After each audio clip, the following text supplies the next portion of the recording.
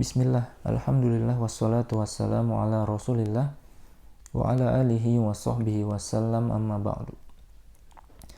Anak-anakku yang semoga dirahmati oleh Allah tabaraka wa ta'ala, pada kesempatan kali ini kita akan membahas satu tema yang sangat penting, yaitu yang berkaitan dengan iman kepada Nabi dan Rasul.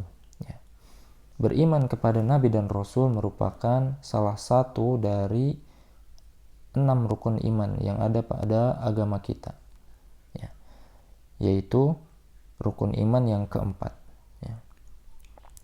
Rukun iman yang keempat yang harus diimani oleh setiap mukmin atau orang-orang yang beriman adalah beriman kepada Nabi dan Rasul utusan Allah. Diutusnya para Rasul merupakan sebuah nikmat yang sangat besar. Oleh karena itu, kita tidak boleh salah di dalam meyakini, memahami keimanan kita kepada utusan Allah yang mulia ini. Karena tanpa Nabi dan Rasul, maka gelaplah kehidupan kita, karena Nabi dan Rasul ini membawa cahaya, petunjuk bagi kita semua. Pengertian iman kepada para Nabi dan Rasul Allah. Beriman kepada para Nabi dan Rasul utusan Allah yaitu meyakini bahwasannya Allah telah mengutus orang-orang pilihan yang terbaik di antara yang lainnya. Untuk apa? Untuk mengajak manusia agar beribadah hanya kepada Allah saja, atau biasa kita kenal dengan tauhid. Jadi para nabi dan rasul yang Allah utus ke dunia ini, ke setiap umat, itu mengajak kepada tauhid, mengesahkan Allah tabaraka wa ta'ala, beribadah hanya kepada Allah tabaraka wa ta'ala. Ini tugas pokok para nabi dan rasul. Serta apa? Menjauhi segala bentuk peribadahan kepada selain Allah. Tadi mengajak kepada tauhid dan mengajak untuk menjauhi syirik, perbuatan syirik. Kebalikan dari tauhid yaitu syirik. Baik. Sebagaimana Allah tabaraka wa ta'ala berfirman di dalam firman-Nya di dalam Al-Qur'an, surat An-Nahl ayat 36. An-Nahl ini surat ke-16. Allah berfirman, walaqad ba'atsna fi kulli ummatin rasulan an i'budullaha wajtanibut taghut. Dan sungguh kami telah mengutus seorang rasul kepada setiap umat. Jadi setiap umat, setiap generasi dari umat manusia, dari Nabi Adam sampai Nabi Muhammad, itu ada Rasul dan ada Nabi yang diutus kepada mereka. Untuk apa? Untuk menyerukan tadi, sembahlah Allah dan jauhi tauhid. Mereka menyerukan dakwah, memerintahkan manusia untuk beribadah hanya kepada Allah dan menjauhi tauhid. Tauhid itu sesuatu atau segala sesuatu yang disembah selain Allah. Misalkan ada batu yang disembah, ada pohon yang disembah, maka itu adalah tauhid namanya. Sekali lagi, tauhid adalah segala sesuatu yang disembah selain dari Allah. Apapun itu, mau itu matahari, mau itu bulan, bintang, api, kalau itu disembah maka itu namanya tauhid. Kemudian pembahasan yang kedua yaitu perbedaan nabi dan rasul. Apa sih bedanya nabi dan rasul? Kebanyakan kita menganggap bahwasanya nabi dan rasul itu perbedaannya, yang satu diberi risalah untuk dirinya sendiri, yang nabi itu diberikan wahyu tapi untuk dirinya sendiri. Adapun rasul untuk disebarkan kepada manusia. Nah, ini salah, pemahaman yang salah. Yang benar adalah nabi adalah orang yang diutus oleh Allah, ya, kemudian diberikan wahyu oleh Allah dan diperintahkan untuk menyampaikan syariat atau ajaran yang diwahyukan tersebut, ya, untuk menyampaikan ajaran Rasul yang datang sebelumnya, ya, kepada kaum yang mendapatkan kewajiban mengikuti syariat tersebut. Ya. Sedangkan Rasul yaitu orang yang mendapat wahyu dari Allah dan juga diperintahkan untuk menyampaikan syariat tersebut dengan syariat yang baru, ya, dan diutus kepada kaum yang menyelisihi perintah Allah. Contohnya, biar tergambar, ya.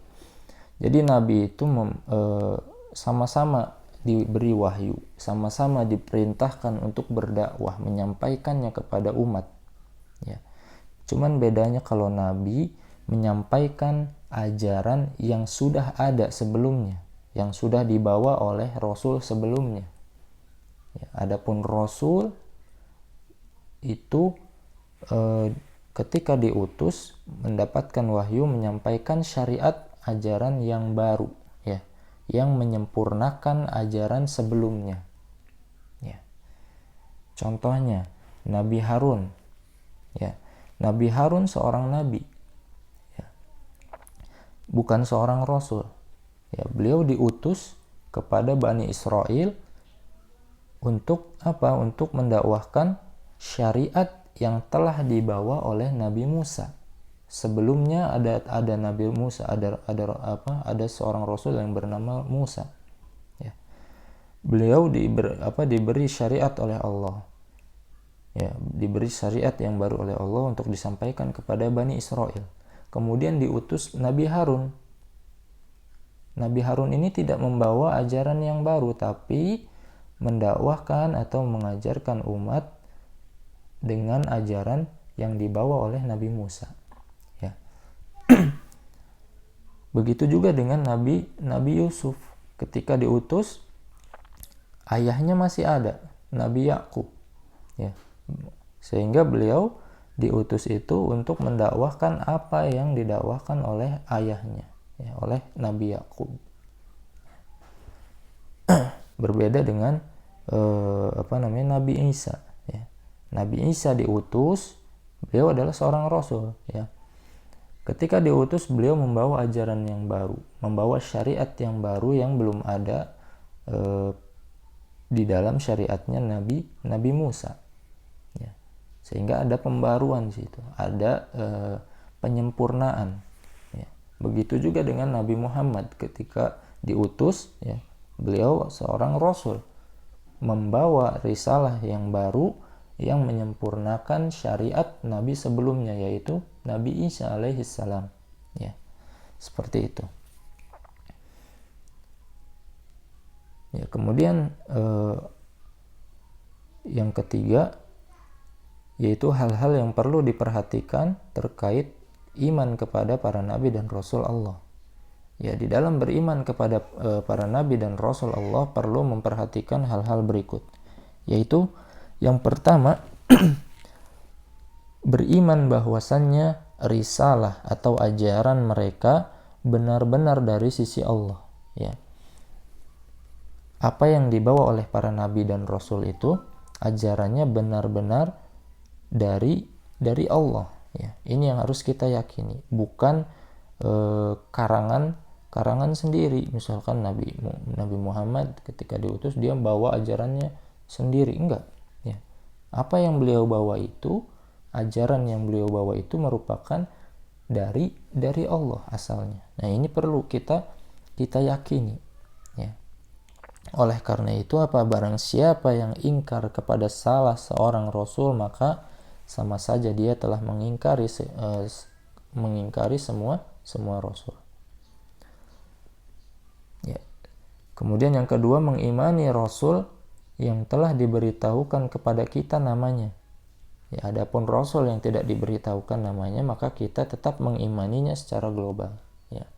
Jadi nabi dan rasul itu tidak terbatas kepada 25 nabi ya, yang kita ketahui ya. Ada nabi dan rasul yang tidak diberitahukan oleh Allah, tidak dikabarkan di dalam Al-Qur'an maupun hadis ya. Dan itu kita perlu yakini ya. Secara global saja, secara garis besar ya. Bahwasanya ada nabi dan rasul selain yang telah dikabarkan kepada kita ya. Kemudian yang ketiga, membenarkan berita mereka yang sahih ya. Membenarkan berita mereka yang sahih, maksudnya yang membenarkan kabar-kabar tentang nabi-nabi yang yang sampai kepada kita ya, dan itu bisa dipertanggungjawabkan kesahihannya, kebenarannya ya.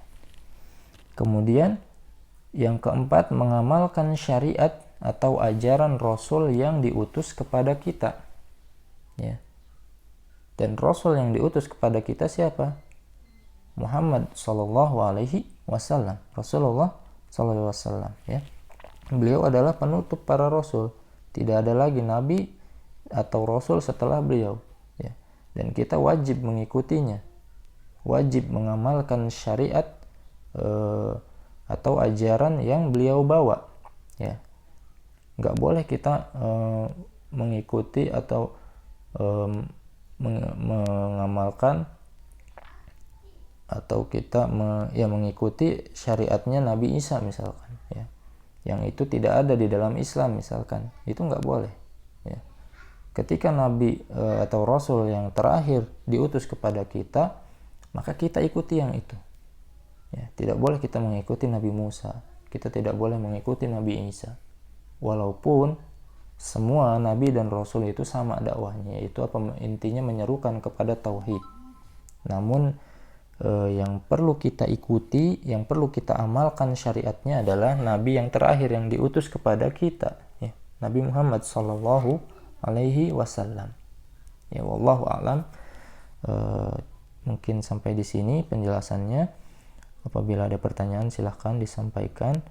Subhanakallahumma bihamdika asyhadu an la ilaha illa anta astaghfiruka wa atubu ilaik. Assalamualaikum warahmatullahi wabarakatuh.